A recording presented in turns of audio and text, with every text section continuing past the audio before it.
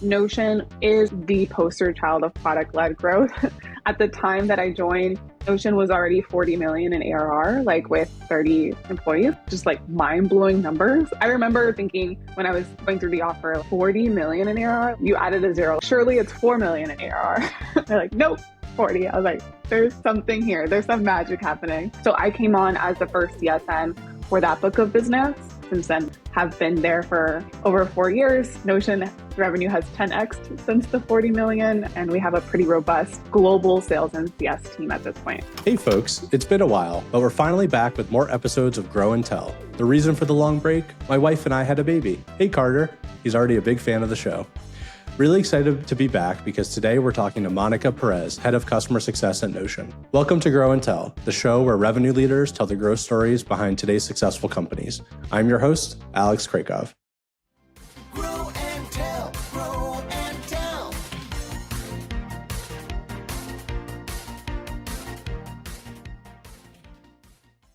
Customer success at a product-led company is a completely different animal. When Monica was brought in to grow their foundational customer success team, Notion was already at 40 million in revenue. In this episode, Monica and I get into what it was like to build a CS program on top of a strong PLG engine, including how their customer onboarding is structured, how sales and CS work together, how they mature customer accounts over time, and how they measure the success of their CS programs. We also talk about what it's been like for Monica personally to be part of the Notion rocket ship. I hope you enjoy the episode. It's a great one. So before we get into Notion, I'd love to start with your time at Signeasy, your first customer role at a startup. What was it like being the first CS hire at a startup? Yeah. I joined Signeasy when it was more or less like pre-revenue, and I left at about 10 million in ARR. And so the premise of joining that role was, hey, like Signeasy is a cool product, primarily a consumer or self-serve product. Started experimenting with a B2B plan or like an enterprise plan that seemed to be working. There's one salesperson, and then they're like, okay, well, we have like all of these customers and we don't know what to do with them. So we need to bring somebody who's actually going to like build a program and be more intentional about how we support our customers. At the time, before I joined Signeasy, I was actually working at an international organization, like an arm of the World Bank in Washington, D.C. And what we did was we were the innovation department. So we helped governments promote innovation and entrepreneurship in their countries. And I was focused on Latin America.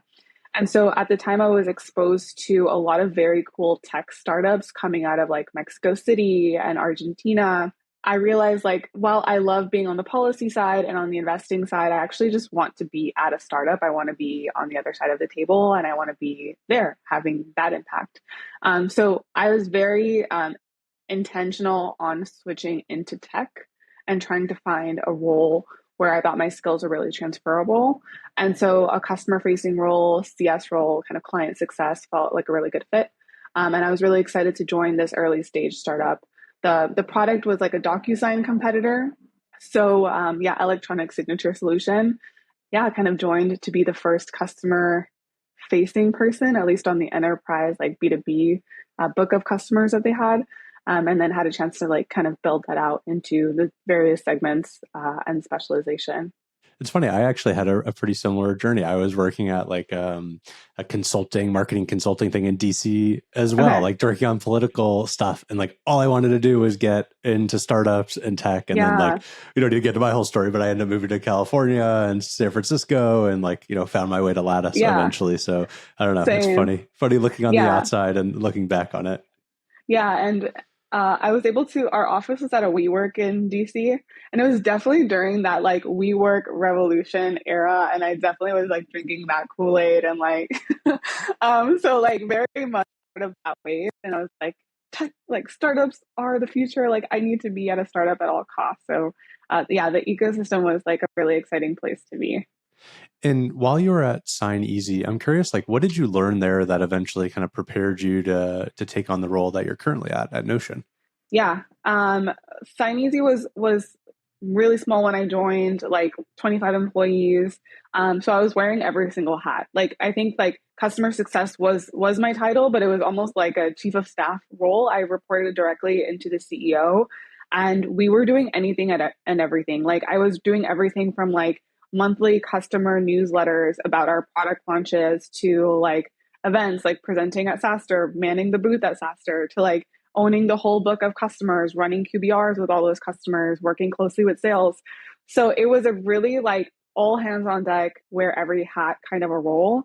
I had to use like, Marketo, email marketing tools. I was in Zendesk constantly answering support tickets. I was like also building out like the onboarding program. So I would say like I learned a little bit of everything, which was great. And I reported directly to the CEO. So I also got a purview into, what it's like to potentially be raising money and having a board and getting ready for those things. And so I was just really grateful for that because it was like a dive into the deep end of the pool a lot really quickly. He was a great mentor to me. So I think that was honestly like one of the best places to start. Yeah. And it seems like you just learned how to become like the scrappy startup person who can just figure it out and get shit That's done right. and growth mindset, which is like I don't know, as a founder now, it's like, that's everyone I want on my team to have that kind of experience and that That's right. mindset. Yeah. That's right. I specifically remember, this is probably like a bad example and I wouldn't put this on anyone on my team, but I was sending out these like monthly customer newsletters for new features and I was working with our designers to get all the assets ready. And then one of them had to go out, but I was on a cruise, on like a family cruise, a really long cruise, like 14-day cruise during that time. And I was like, oh no, what are we going to do? We got to get this newsletter out. I've never missed a monthly newsletter.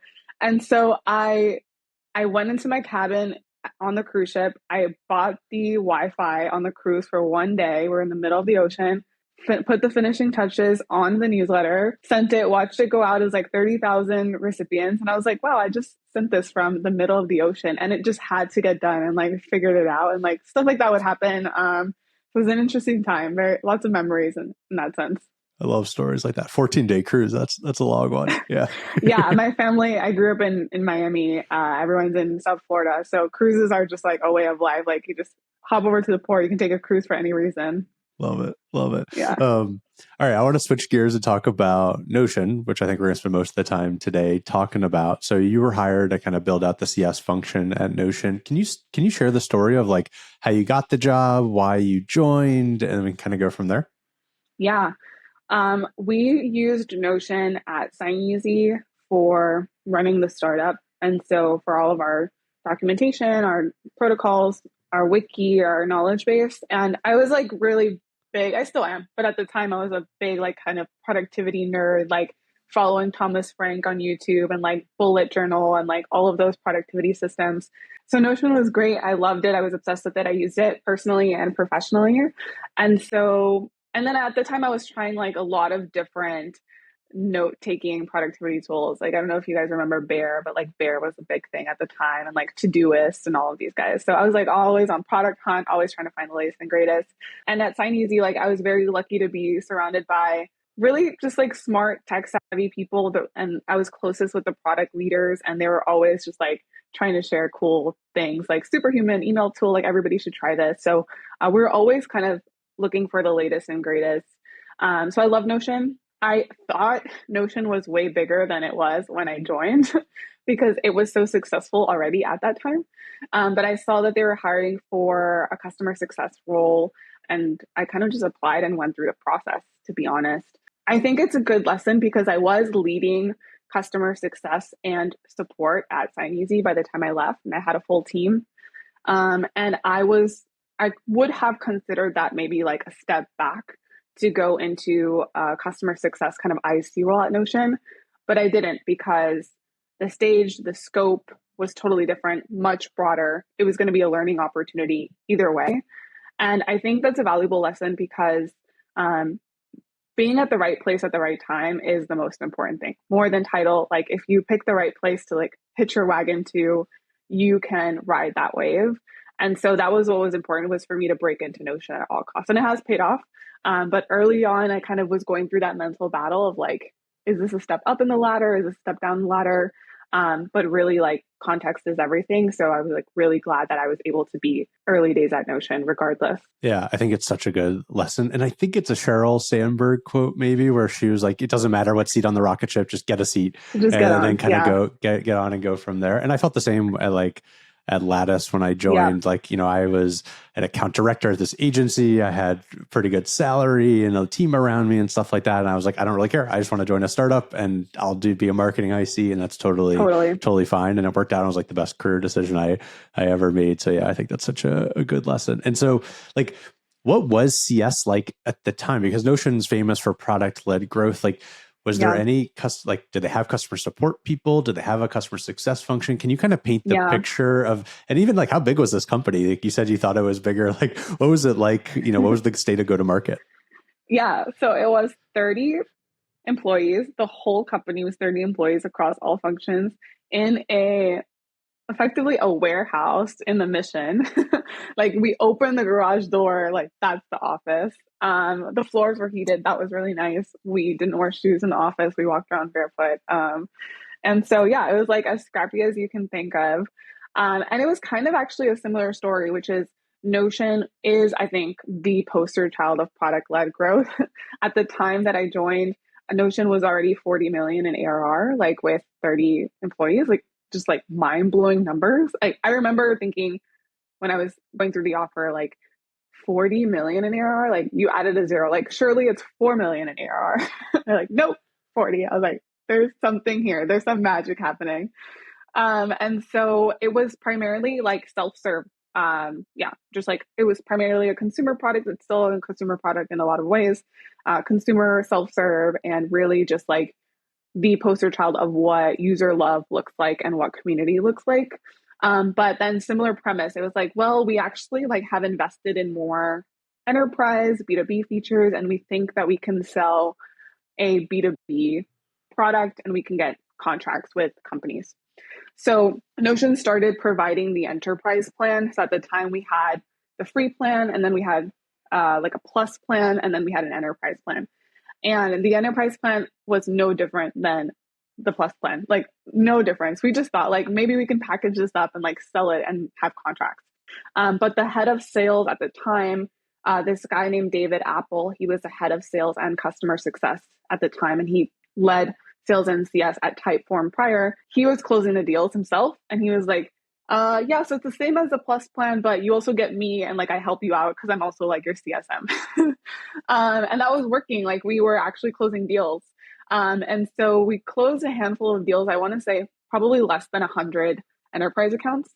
And at that time, that's when they started staffing the team. So I came on as the first CSM for that book of business. And it was just kind of like same idea, like figure this out. We just need to support them at all costs.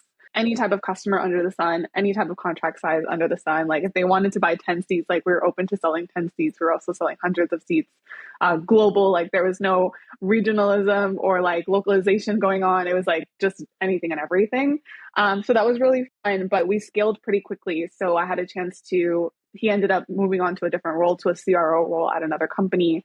And I was able to step in and take over the team. And then since then, like have been there for over 4 years. Notion revenue has 10x since the 40 million. And we have a pretty robust kind of global sales and CS team at this point. Very cool. Such an amazing story. And I remember that office. I remember I got coffee with Camille Oh, no Ricketts way. Yeah. there. Yeah. And my fun Notion fact is I was like your first case study. There's some video out there of me talking about Notion. Camille filmed me. And I don't With remember Lattice. what. Yeah, with Lattice. Yeah. Yeah. And I don't remember. I mean, we must have been an enterprise customer of sorts or something. But yeah, no, we were huge power Totally. users of Notion in the early Yeah. days. Like it was a wiki that really saved us. Yeah, and Camille is an angel on earth, but she ran all of marketing early days, and that included the amazing Notion brand that you know today is there in large part due to her kind of mastermind. So I'm glad you had a chance to meet her. Yeah, she's the best. And Yeah, so it's fun. you get this CS function and they're like, here's your book of business. And you just have to, there's no real guardrails. Like, how did you think about approaching that challenge? Like, were you just trying to keep your head above water and service and like whatever, more reactive, or were you able to be more proactive and kind of start building a foundation? Like, how did that sort of like journey take place as you sort of stood up the CS function? Yeah, definitely a crawl, walk, run experience. I think where we are at today is much more sophisticated, and the entire life cycle is like really well run, and how we engage at any point of that life cycle is much more standardized. But initially, it was just like, it was very reactive. And it was a combination of like, how do we kick off this customer? So we were hyper focused on kind of the kickoff in the first 30 days. And then how do we ensure that, they feel supported as they are experiencing all of this growth? And so a big part of the early motion for CS was the fact that our customers like could add licenses at any given point in time. And so there was like explosive growth happening throughout the year through our like true up model. So a lot of that was just like wrangling, like, where is this growth coming from and how can we continue to like support and enable these teams that are getting onboarded into Notion at these companies, and kind of like herding cats for a long time of like, what's going on? How are people using it? How can we support? I would say like this was like slightly pre-COVID and during COVID. So we did benefit from that boom quite a bit. So at the time, like we were experiencing like average rates of 170% growth. Like on average, a customer would be renewing for 1.7x what they bought Notion for. And Pretty we good. saw way more than that. We saw 10x growth, So a lot of it is just like very PLG, but like PLG with some sales and CS like superimposed, but letting PLG really run wild and trying to like wrangle what's going on. I think like now over time, where we've gone to is actually like segmenting our customers. So we put them in buckets depending on size and spend. We actually take them through a very thoughtful sales cycle and a thoughtful CS cycle. So I have specialized teams with like digital customer success all the way up to like high touch enterprise customer success. And I can talk more about that. And then we have also gone global. So we have CS teams all over the world, and we have language sub teams as well. Like we have French CSMs in our Dublin office, things like that. Very, very cool. And yeah, let's actually go a level deeper on like, what is the state of, what are all those different teams at Notion today? How do you think about the structure? Yeah, I'm curious, like, do you have separate CS people versus onboarding people versus support? Like, how does that all sort of play out? Yeah, I think we've gone through so many different models, and we will probably continue to evolve and go through any other possible model that you can think of, because we like 10x'd in 4 years, and so we kind of like blew past a lot of milestones that maybe some companies kind of like linger for a while. Like we blew past 100 million. We didn't even see it. We're at 200, 300, and so the model had to evolve really quickly, and we kind of just had to like break things down and build them back up constantly. Where we are today, which I think is probably the right place to be, is we have a close account executive and customer success partnership. So the account executive will close a deal, but they will actually stay on that account. So that allows for really seamless transition. And because we still have a very strong land and expand motion, it's really important for the AE to kind of help realize that additional growth throughout the year and be there. The CSM is primarily focused on onboarding and then driving product adoption, utilization, and kind of like all of the use cases that we will co-create to like continue to deliver on value and kind of go department to department at that company for those highly custom use cases. And so we did consider at one point having a separate onboarding function, but we realized that Notion's onboarding is not super technical. Like we're not doing a long data implementation. It's a SaaS tool at the end of the day. And we found that if the CSM is driving the onboarding, they're kind of positioned as that advisor really early on, and there's a lot of trust building that happens. So we do a pretty robust onboarding program that includes a lot of milestones and a lot of data success metrics that need to be hit in the first 90 days. And then we will take that customer through the engagements throughout the entire year, kind of gearing up for the renewal and beyond. That's at a high level. Within that, there's like segmentation as well. So we do have like a digital customer success team that's only tech touch and kind of driving those same touch points, but through email and other digital means. Then we have our like scale team, which is mostly for our startups and SMBs. We have a mid-market team and we have an enterprise team. Gotcha. And I'm curious, I want to spend some time on the onboarding motion, because what's so interesting is I assume, people sign up for Notion, they just start using it. They're not just like by the time they get to you, they've already done some stuff in Notion. Yeah. And so like, there must be two parts of it of like, how do you sort of continue the momentum of what they're doing? But then there's also like the benefit of Notion is there's so many use cases. You can use it for so many different things, internal wiki, Totally. social calendar, note app, like whatever. And so how do you think about like that use case management? Do you say to them like, hey, let's focus on these 2 or 3 use cases to start and then kind of go from there? Like, how do you think about that? It's honestly something we struggle with at Doc, probably on a smaller level. Yeah, that's a great point. Notion is theoretically like infinitely configurable and therefore like infinitely valuable. So it is a great opportunity. It's also a big challenge.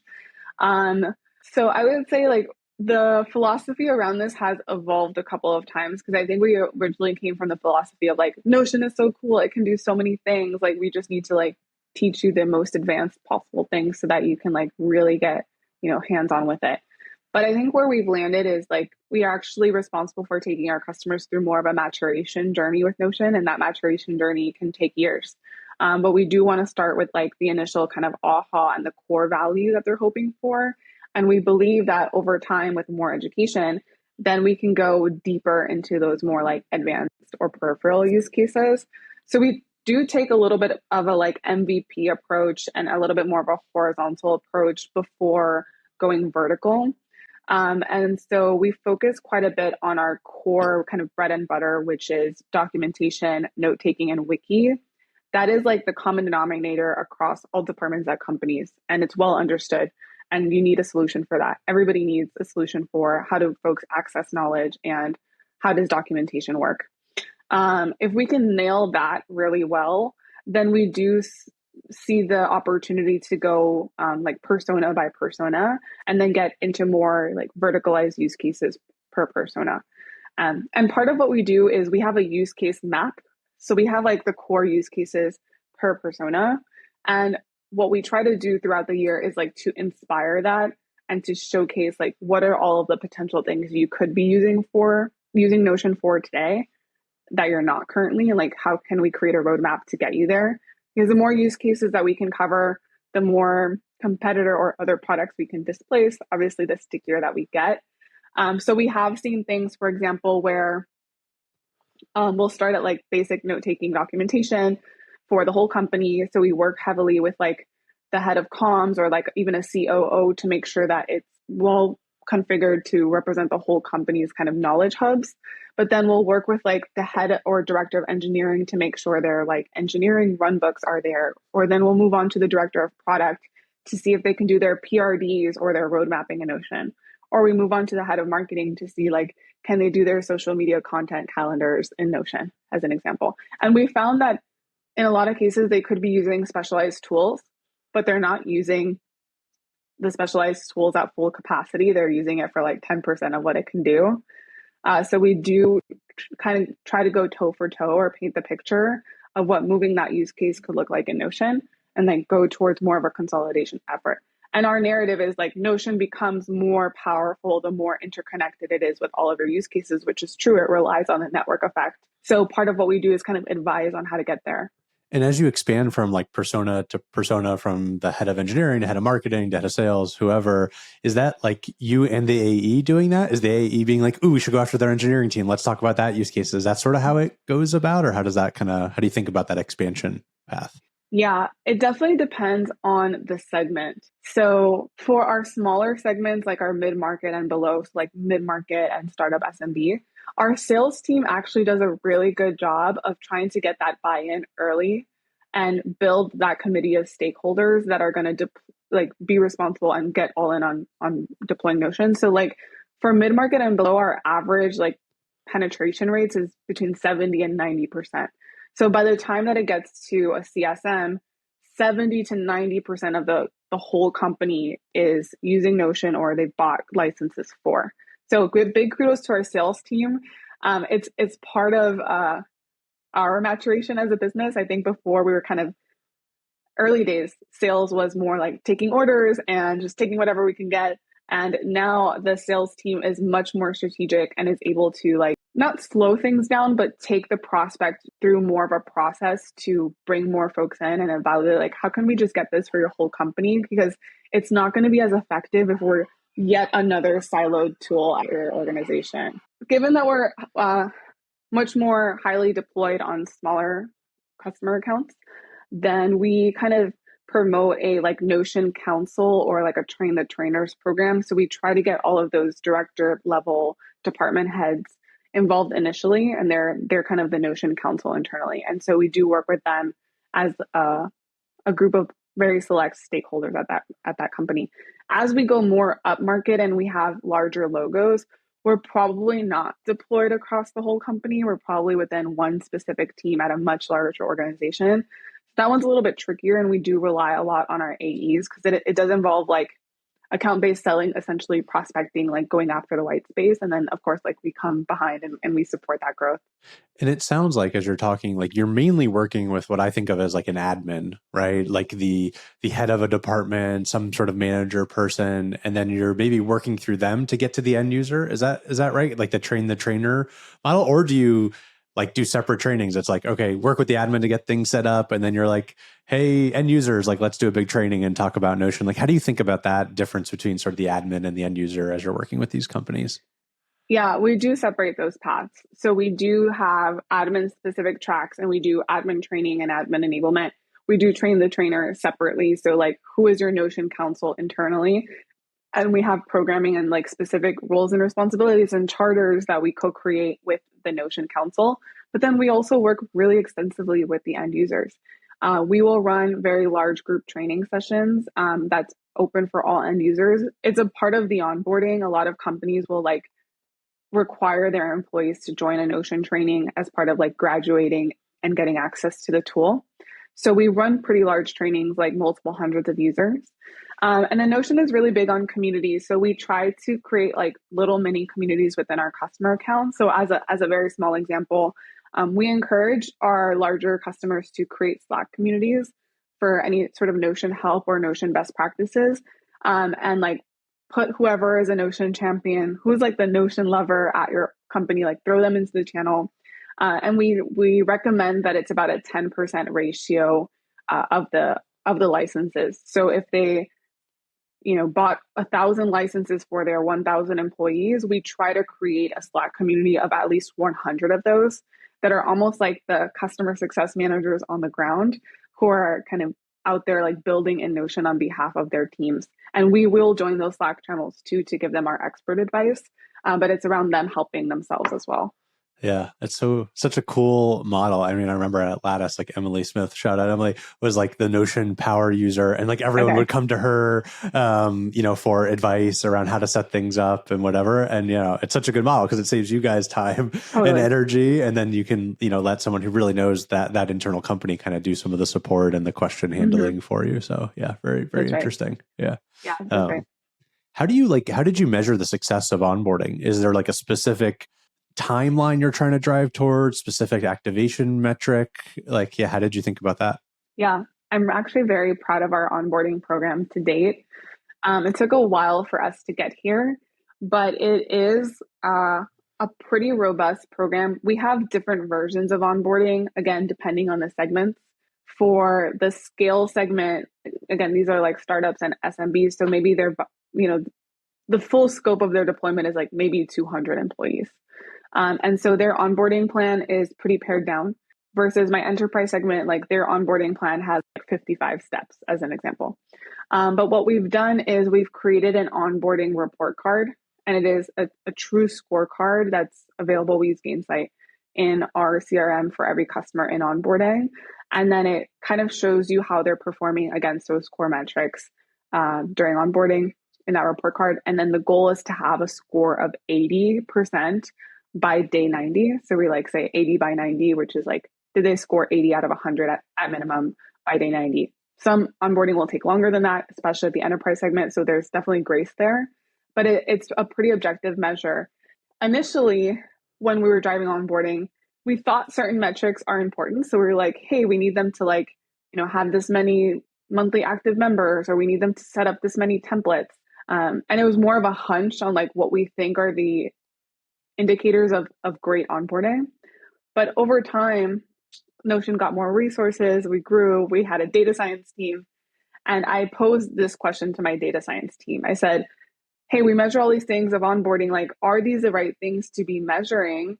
Is there some other metric that maybe is a better indicator of onboarding? And they said, okay, this is what we're going to do. We're going to do a massive regression analysis, and we're going to look at all of the customers who expanded or retained, had really healthy outcomes. What did they look like 12 months prior to drive to those outcomes 12 months later? And they came back to me with the analysis, and they were like, there's a high degree of correlation on these 7 metrics. If these 7 things happen in the first 90 days, it's almost a 1-to-1 correlation that they will retain or expand. It was things like, how many integrations did they set up?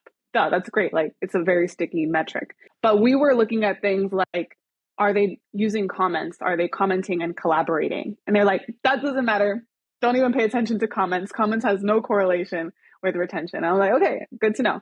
And so we were able to pare it down to those 7, and those 7 make up our onboarding report card to date. And so it's actually a really exciting thing, because I can say, hey, like, if we hit these 7, we know with a very high degree of correlation that likely going to perform well. So we're driving the right inputs very early. And that's been a really cool recent development. Yeah, that's such an amazing story. And it makes me realize too, I got to get my act together around Doc a little bit better too, because we just have a lot of theories around like what we need to do in the first early days. And I guess that's just kind of where we're at in the stage of company. But like, I really want to get more scientific about it. Okay, just like do these 3 things, and then they ultimately will be happy, set on the success and retain. So yeah. I mean, it took us like 3 years to get there, and you have to have enough customers to like be able to gain trends from that. So yeah, I think, every company starts the way that we've started.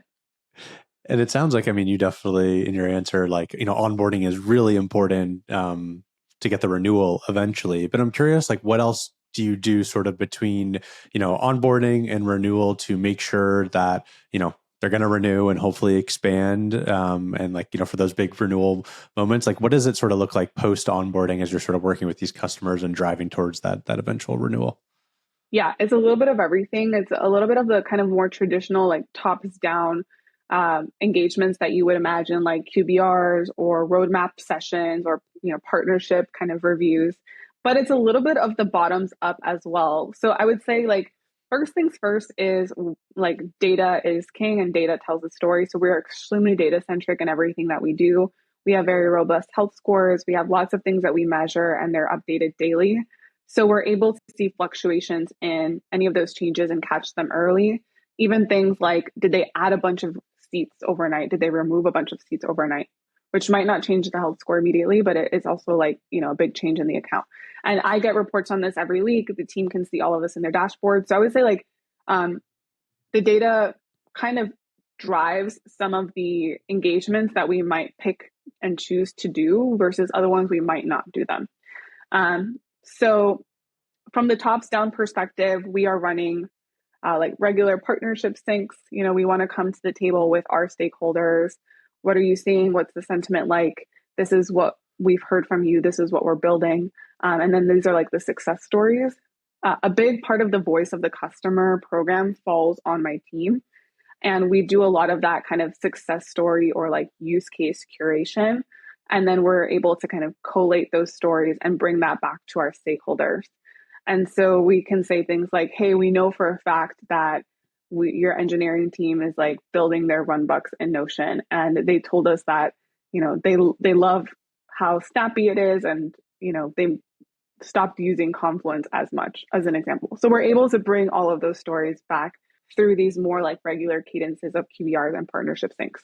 Come to the table discussions, but we are also constantly running education and enablement to even end users. Notion has a learning curve. It's also not like one and done. It's not like we onboarded you and then you're off to the races forever. Like, there's constant education that's required. So we will do regular trainings. We will do we call them use case development sessions, where we help co-create use cases, build those use cases. Depending on how big the customer is, we might go on site and like train all their new hires once a quarter because they're hiring quickly. So there's a lot of education enablement. And then the last thing I'll say is, like, the data-based bottoms up work is also really important motion, which is like, if we see health scores dropping, if we see risk, then we will almost like prospect into that account or continue to like multi-thread into that account to figure out what's going on and who are those influencers that we need to kind of re-enable and get them excited about Notion, because if we can convert this one influencer, they probably can impact like 10 or 20 other users to drive the overall usage up. So we do quite a bit of like bottoms up enablement and engagement as well. And then like internally as a team, obviously we're still pretty lean.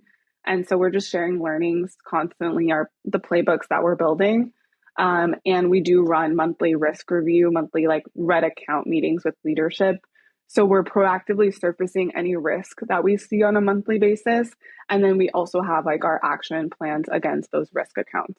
And you mentioned like you're the voice of the customer. I'm curious, like what's your relationship with Notion's product team? Like how do you think about kind of communicating what's going well with the customers? Where do they need help? How do you think about kind of like, sharing that feedback back with product? Yeah. We are like constantly collaborating with product. It's a very open flow of information, which I'm really grateful for, because I think that's not the case at a lot of companies. It wasn't always this way. So again, kind of going back to the evolution, Notion was very kind of product led and product centered for a long time. And our product teams were building for end users and the consumer market, and also kind of building for B2B. So we were fighting for attention for a while, and prioritization was kind of tough. But where we've come to is like we have much more specialized product teams now. So we have an enterprise engineering team, which is great. And then we have like an admin product team, which is great.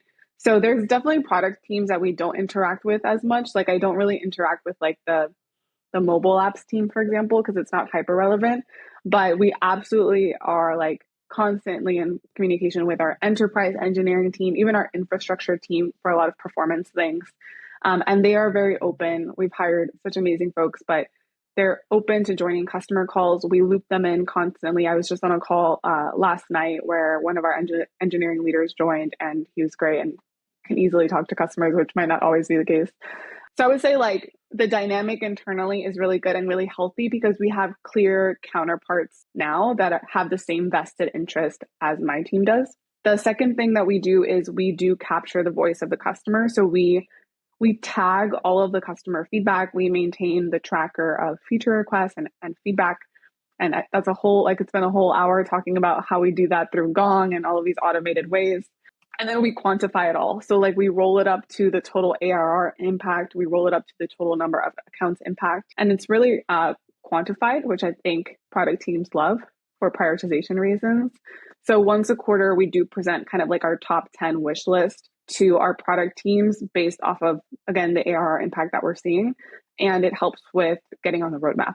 I'm curious what this crazy Notion journey has been like for you personally. I mean, it must have been a lot to go from like the first CS person to running a team and to seeing all of this crazy growth from 40 ARR to God knows what you're at now. Like, what has this been like for you on sort of a personal level? And how have you been able to like keep up with the company growth curve?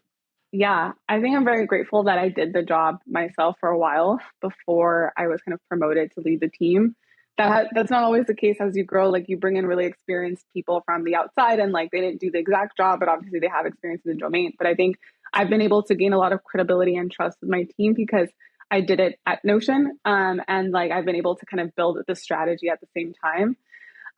It's been wild. I think it's been like I will always probably look back and say that Notion was like the career defining phase of my career.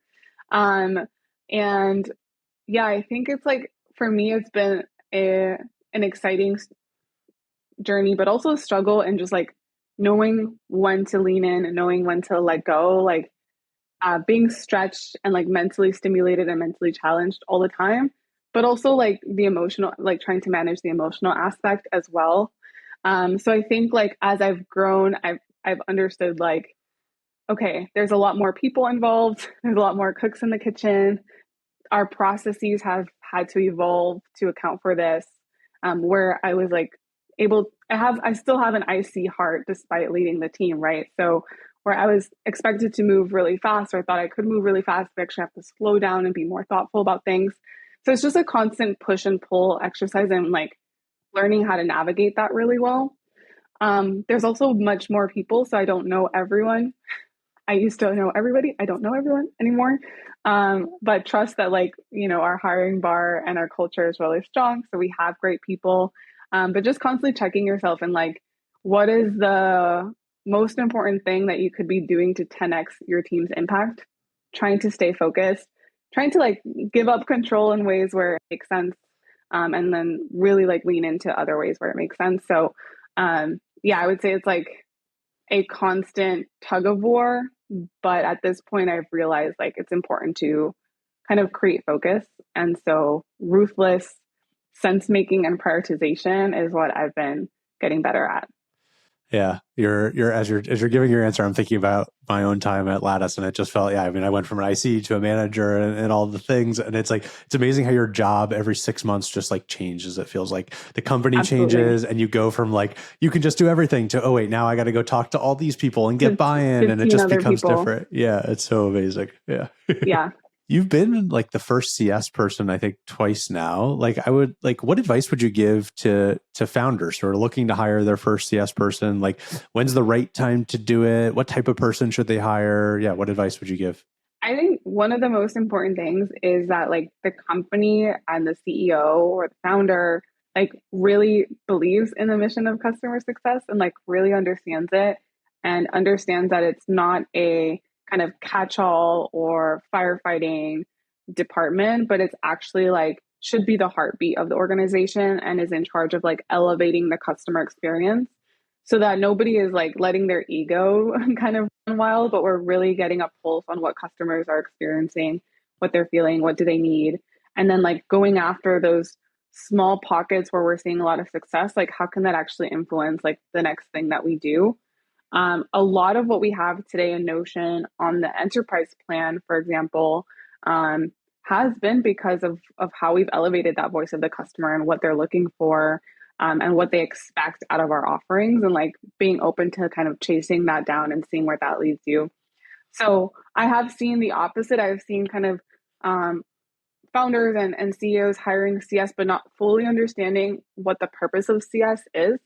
So they're like, well, it's kind of like basically another salesperson. It's account based selling, or it's technical support, and it's not really either of those things. So like really understanding what the like customer relationship role is meant to be. That's really important. The second thing is I would say coming in with a really open mind and going back to design principles in terms of how you build out your post sales customer programs. I think that sometimes we bring in a super experienced CS leader, or if I had brought in, all of the principles of CS that you get out of of a typical textbook and applied them at Notion, it probably wouldn't have worked. And I had to keep an open mind to understand, hey, there's certain things that are important at Notion and the way that we go to market that is very different from a different company. You can't just fully plug and play. And so for us, I'll give you like two great examples on that. For us, the product complexity is very high, and I was at Signeasy where you sign a document, like it wasn't that high. Like once you know how to sign a document, you got it. And so on the matrix of like product complexity and commercial opportunity, Notion is really high on both.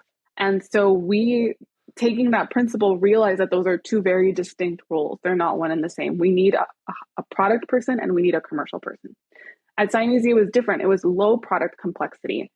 And so I spent a lot of my time actually on the commercials. I was more like an account manager type of CS role where I was like trying to sell because the product complexity was not there. So I think keeping an eye for those things and understanding like how your business and your product intersect and what are you optimizing for at any given point. And the second thing I'll say on that is like, again, like traditional CS principles or sales principles might be like, okay, you got to have like, a high touch segment, a low touch segment, a tech touch segment. And like, they have all of these reasons why they're segmenting customers. But like, when we were building segmentation for the first time, we're like, why are we building segmentation? Like how will we act on these segments and how will those motions be different? And it has to be for a very specific purpose. So we had to bucket customers for reasons that would influence how we serviced those customers, not just for funsies.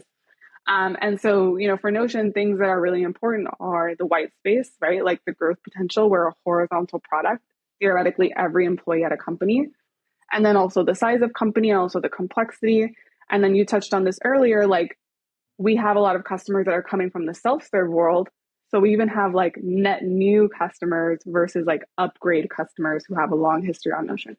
So we kind of use all of those factors to build our segmentation and therefore influence like how we service those customers. And that's not something that you're able to do unless you understand the business and the product really well. And you keep an open mind to going back to those design principles and like whiteboarding that out in the best way. So I would say like that ability to stay open is probably one of the things that allowed me to build out the strategies that I have at two different companies who are pretty different. Super interesting. And all right, I'd love to end today's conversation, switching gears a little bit and talking about the customer success meetup community, which I think you started or you're just at least deeply involved in. Can you talk about the customer success meetup? Like, what is it? How are you involved? I mean, kind of go from there. Yeah. So the customer success meetup, I was not a founder of the customer success meetup, but I've been very lucky to be asked to come on as a co-director at this point. But the customer success meetup, I believe, is like 6 or 7 years old at this point. And it was born out of like Meetup, like, you know, the platform Meetup. It was like literally just like, hey, we need to meet up with other professionals in this space. And like, where is the community for us? And like, where is the space for us? And I think historically, the community or the space was like not quite there or bundled with sales communities or at best like associated with like a specific vendor conference once a year, things like that. And so it was just born out of like, hey, we want to get people in CS like talking to each other and like, you know, talking about our battles and our wins. And it was a very casual meetup group. The first meetup, they always joke, they ordered a ton of pizza and there wasn't enough people for the pizza. It was like a very sad birthday party. But since then, it has evolved to be like the biggest and most active customer success community that is like unbiased, aka like not associated with a particular vendor, but the biggest organic community of CS leaders in the country, if not the world. So we have about like 5,000 identified members, but we have lots of people that float in and out to the various meetups. And so it's led by John Gleason, who now runs a venture firm that specifically funds post-sales companies that are like really focused on the kind of like NRR growth thesis. It's co-run by Junan Pang, who was formerly leading CS at Slack and now is leading CS at Intercom, and myself from Notion. And so we have this really ambitious goal to culminate years of wonderful organic community into a huge annual conference with great guest speakers and content that I believe is really timely. Things like how are we evolving as, you know, growth and macroeconomic pressures are mounting? How does AI play a role in this domain? And so there's quite a few really cool topics. So we will be hosting our first ever annual conference on October 3rd in New York City. And we're very excited because it's our chance to not only get everyone together, but also to just like have a really honest and open forum for how are we solving these problems? And then having some really great sponsors who are the tools that are solving problems in the space as well.